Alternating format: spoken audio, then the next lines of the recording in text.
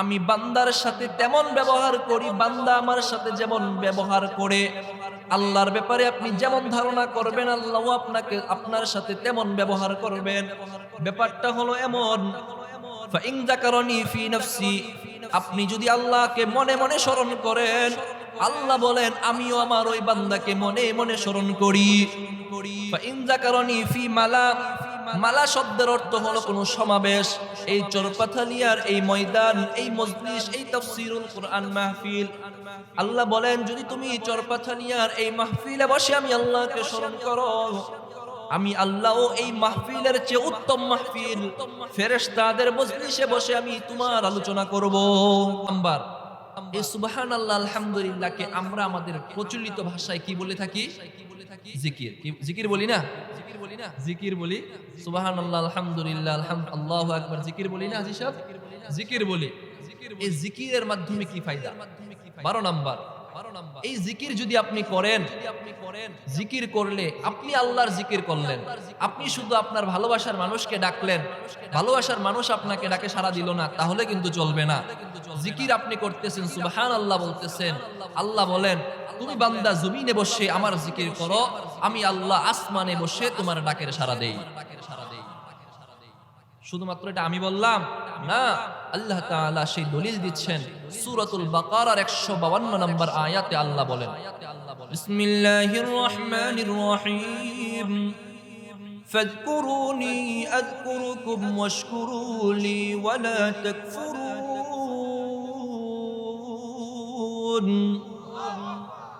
আল্লাহ তাআলা বলেন ফাযকুরুনি আযকুরুকুম, ও বান্দা তোমরা আমাকে স্মরণ করো, আমিও তোমাদেরকে স্মরণ করব। এবার আমাকে বলেন, জিকিরের মাধ্যমে আমরা কাকে স্মরণ করি?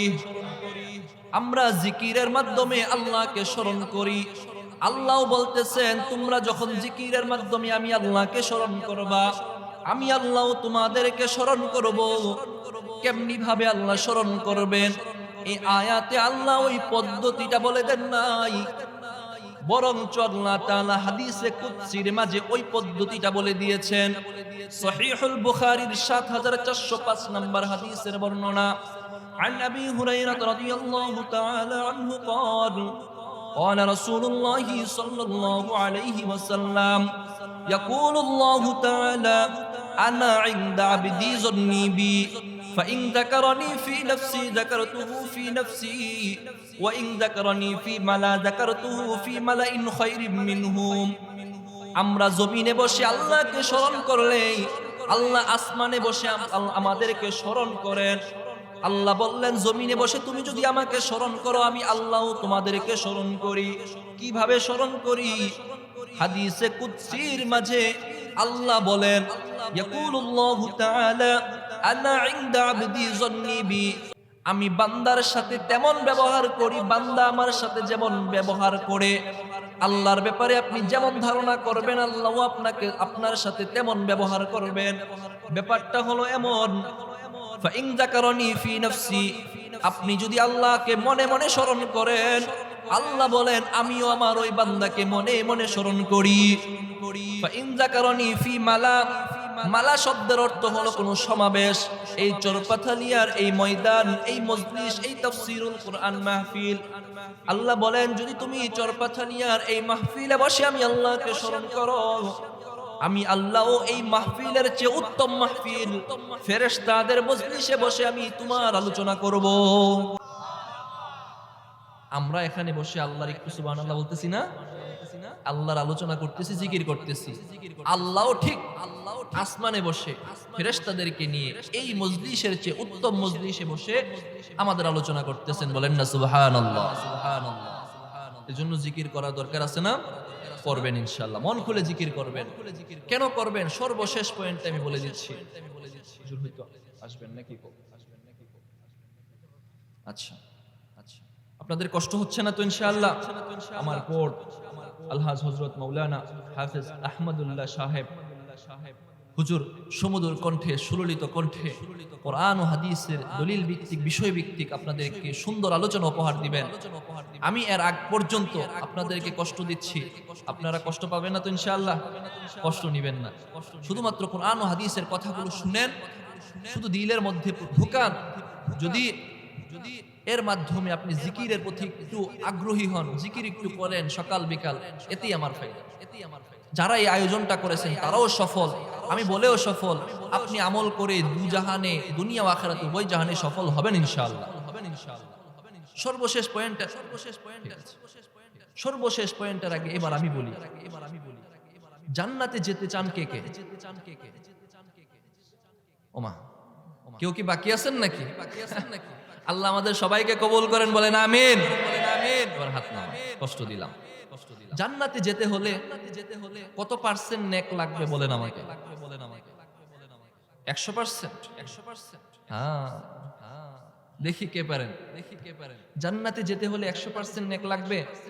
দুনিয়াতে পরীক্ষায় পাস হতে হলে কত লাগে?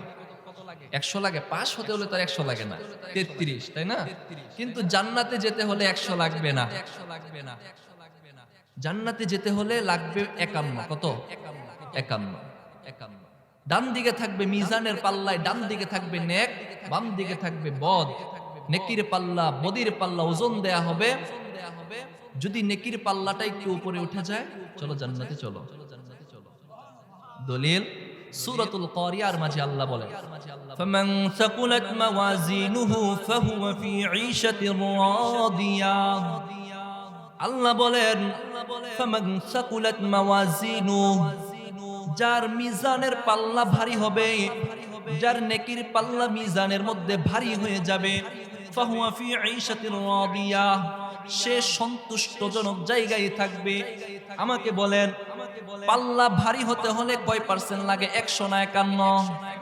হ্যাঁ, বুঝে আসছে।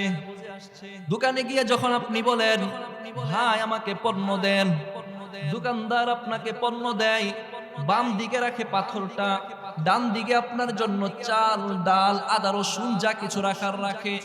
দোকানদারের ওই দোকানদারি যদি আপনাকে পণ্যটা বাম দিকের চেয়ে একটু উপরে থাকে, আপনি আনবেননি। আপনি আনতে হলে সমান সমান না হয় নিচের দিকে একটু ঢালু লাগবে।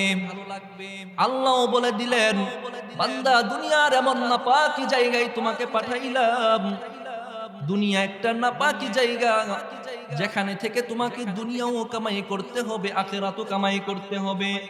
দুনিয়ার নাপাকির ছিটাফুটা তোমার মধ্যে লেগে যাবে। আমি আল্লাহ জানি, আমি আল্লাহ জানি দুনিয়ার নাপাকি তোমার মধ্যে লাগবে। তবে হ্যাঁ, তোমার জন্য আমি সমাধানও দিয়ে দিচ্ছি।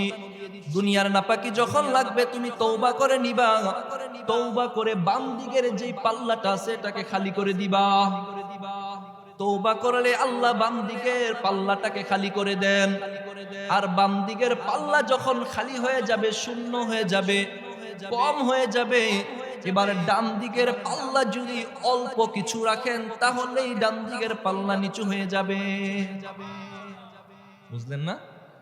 বাম দিকেরটা যত হালকা করে দিবেন, ডান দিকেরটা অল্প হলেই ভারী হয়ে যাবে। আর ফামান সাকুলাত মাওয়াজিনু, ডান দিকের পাল্লা যখন ভারী হয়ে যাবে, আল্লাহ ঘোষণা দিয়ে দিবেন, ফাহুয়া ফি ঈশাতির রাদিয়া, আমার এই বান্দারে সন্তুষ্টজনক জায়গায় অর্থাৎ জান্নাতের মধ্যে নিয়ে যাও। ওয়ামান খাফফাত মাওয়াজিনু, আল্লাহ না করো যদি বাম দিকের পাল্লা ভারী হয়, ডান দিকেরটা হালকা হয়ে যায়। ওয়ামান খাফফাত মাওয়াজিনুহু ফাউম্মুহু হাবিয়া, তখন তার ঠিকানাটা হবে হাবিয়া। হাবিয়া নামক জায়গায়, অর্থাৎ জাহান্নামের একটা জায়গায়। আল্লাহ আমাদেরকে জাহান্নাম থেকে মুক্তি দিয়ে জান্নাতের ব্যবস্থা করেন, বলেন আমিন। এটাই হলো দুনিয়ার সবচেয়ে বড় সফলতা। আপনি দুনিয়াতে যা কিছুই করেন না কেন, আপনাকে যদি জাহান্নাম থেকে মুক্তি দিয়ে জান্নাত আল্লাহ দেন, এটাই হবে চূড়ান্ত সফলতা। আল্লাহ বলেন, ফামান যুহজিহা আনিন নারি ওয়া উদখিলাল জান্নাতা ফাকাদ ফাজ, যাকে আমি আল্লাহ জাহান্নাম থেকে মুক্তি দিয়ে জান্নাত দিলাম, ওই ব্যক্তিটাই তখন মনে করতে হবে সে চূড়ান্ত সফল হয়েছে। আল্লাহ আমাদেরকে সকলকে চূড়ান্ত সফল জান্নাতি বানান, সবাই বলেন আমিন। যেটা বলতেছিলাম সর্বশেষ পয়েন্ট, মিজানের পাল্লায় যখন আমার আপনার নেকির পাল্লা বদির পাল্লা মাপা হবে, গুনাহ তো করছি কম বেশি, তাই না? এখন যখন গুনাহ করছি, এমন একটা আমল জানা থাকা দরকার নেই যে আমলটার মাধ্যমে আমার নেকির পাল্লাটা আল্লাহ নেকি দিয়ে পরিপূর্ণ করে দিবেন। আল্লাহর হাবিব সাল্লাল্লাহু আলাইহি ওয়াসাল্লাম সর্বশেষ সর্বশেষ সর্বশেষ হাদিসের মধ্যে আসছে, যদি আপনি একবার সুনানে মুসলিম সহিহুল মুসলিমের 422 নম্বর হাদিসের বর্ণনা, রাসূলুল্লাহ সাল্লাল্লাহু আলাইহি ওয়াসাল্লাম ফরমান, একবার যদি তুমি আলহামদুলিল্লাহ পাঠ করো তাহলে আল্লাহ তাআলা মিজানের যে পাল্লা আছে, তোমার মিজানের ওই পাল্লাটাকে নেকি দ্বারা পরিপূর্ণ করে দিবেন। এজন্য জান্নাতে যাইতে হলে নেকি বেশি লাগবে, নেকির পাল্লাটা ভারী হতে হলে নেকি লাগবে, আর নেকির পাল্লা পরিপূর্ণ করে দিবেন আল্লাহ একবার আলহামদুলিল্লাহ পাঠ করার মাধ্যমে। আর সুবহানাল্লাহ পাঠ করলে কি হবে? এই মুসলিমের এই 422 নম্বর হাদিসে রাসূল তারপরে বলেন, ওয়া সুবহানাল্লাহি ওয়াল হামদুলিল্লাহি তামলাউ আও তামলাআন মা বাইনাস সামাওয়াতি ওয়াল আরদ। একবার সুবহানাল্লাহ, একবার আলহামদুলিল্লাহ পাঠ করলে আসমান এবং জমিনের মাঝে যে ফাঁকা জায়গা আছে, আল্লাহ তাআলা ওই ফাঁকা জায়গাটা নেকি দিয়ে পূর্ণ করে দেন। ওই ফাঁকা জায়গা নেকি দিয়ে পূর্ণ হয়ে যায়। আল্লাহ তাআলা আমাদের